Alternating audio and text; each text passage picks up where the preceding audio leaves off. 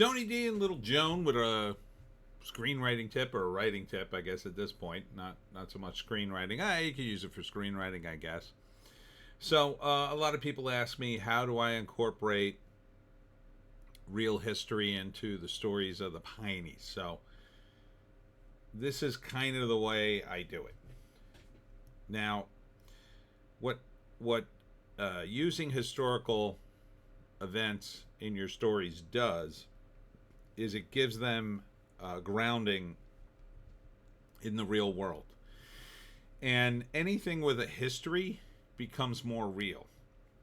So, for instance, if you have a story about a guy who's a antique collector and he finds the sword that once belonged to General George Washington and it's got a secret message on it or something, that sort of reality would be better if you introduce the sword and its initial forging, let's say, back in the 1700s when it was forged, right?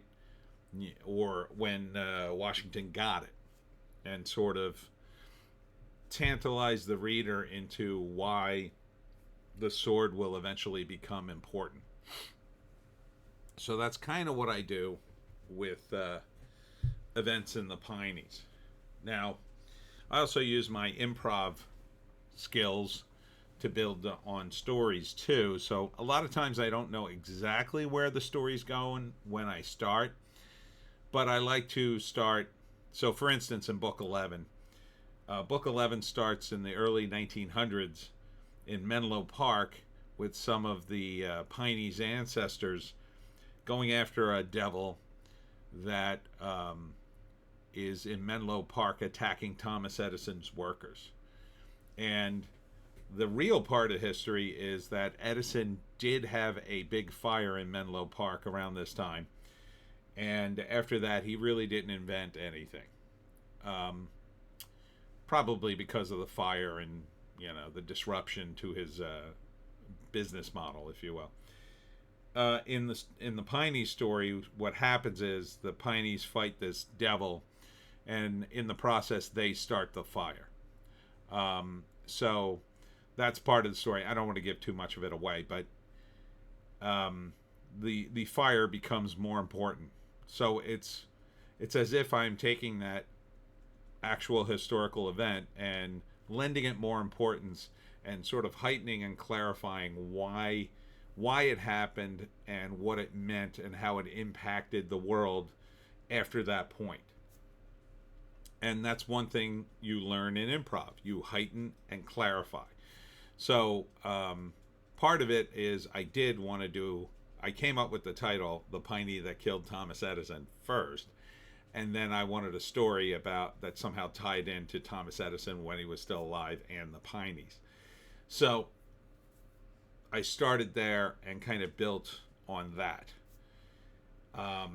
without giving away much more of it.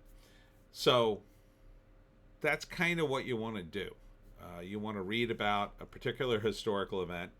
I think the best ones to use are ones that aren't totally fleshed out, that we don't know everything about.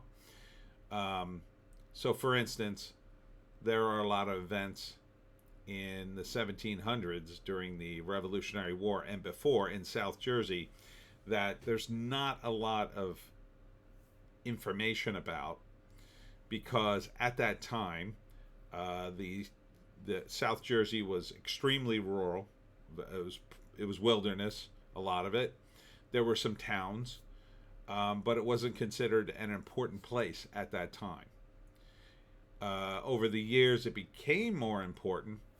During the Revolutionary War, it became important for certain resources, especially to make cannonballs and other things. But for the most part, South Jersey, throughout its history, has been sort of shunted to the side.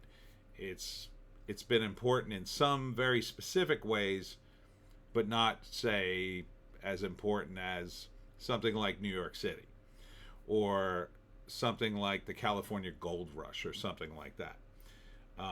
Especially after a certain point, you have Western expansion. The East Coast isn't considered the place to be, right?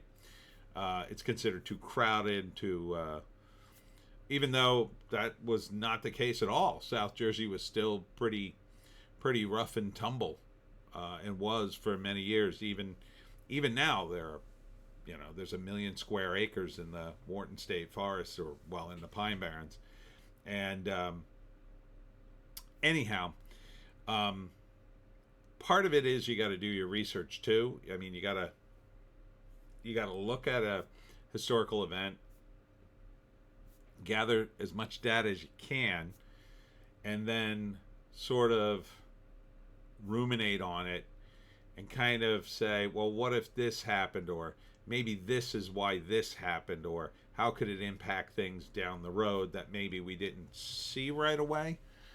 And then in some cases, I have those historical events impact the modern day.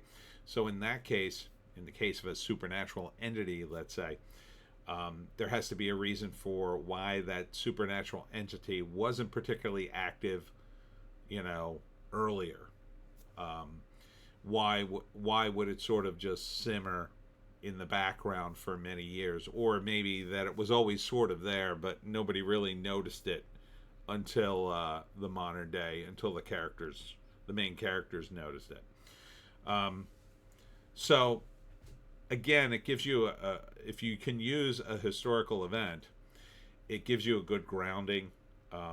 People usually act very positively towards that. Now, you don't want to use a big event, in my view. You want to use something that's a little more obscure.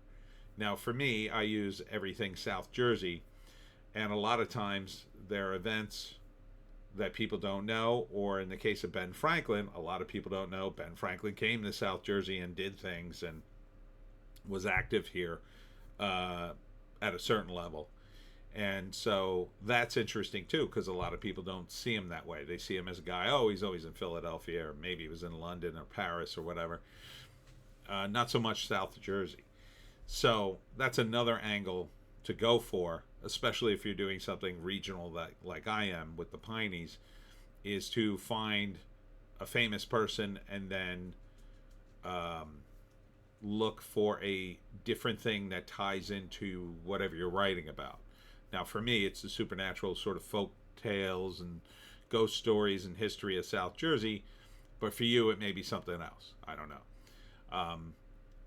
If you're doing something about pirates, there's plenty of pirate info out there, and it's always good to tie it into a real pirate, to have your characters run into that pirate at a specific time when he was active at a particular place that maybe a lot of people don't know.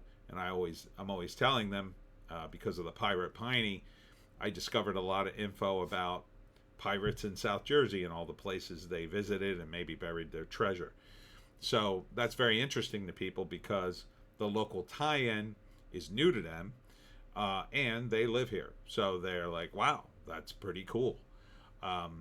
So you want to kind of tap into that in some ways. It's not really a revelation to people that say pirates were in New York or Boston. Like, sure, a lot of people were in the day, but that they were in a more obscure place like South Jersey, or if you live in, say, the Carolinas or anywhere up and down the East Coast, there's plenty of places the pirates visited, and there are stories all up and down the coast. Those would be more interesting than, say, something in a major city where obviously like Philadelphia is another one. Like, of course the pirates were in Philadelphia. It was a major port at the time. But these obscure sort of historical things are interesting to people, and if you could tie them into your story, it grounds it in a reality, and then it's like twofold, right? They read an interesting story, but then they could also say to themselves, oh, that was kind of cool. I wonder if that pirate or historical figure actually was what his deal was. And then they'll look it up on Google and they'll find some of the research that you found and say, oh yeah, this was a real guy. Oh, I see what he's doing here, with a mention of this or that. There may be lost details that only somebody who dived into the research would know, and then your reader might dive into it a little bit and be surprised, like, wow, he really did his research here because they mentioned this or that detail in in the accounts, which are few and far between depending on what you're researching. Anyhow, so that's what I do with the historical stuff, and I've found that people find it very interesting, and it's not just like you're reading a story; you're also learning about something about history, or at least getting a taste of it, and from that, it might spark your interest in other reading. And that's it for me, Tony D and Little Joan. I'm going to make another video. Don't forget, tomorrow I will be doing the live stream at noon instead of 7 p.m. I'm going to do it at noon because later that night I'm going to Mattawan for Trunk or Treat with I Heart Horror, and that's going to be from 6 to 9. So I won't be there for that. I'll be in Mattawan, so I got to do the live stream early. So get up, eat some lunch, and enjoy the live stream tomorrow. We'll see you then.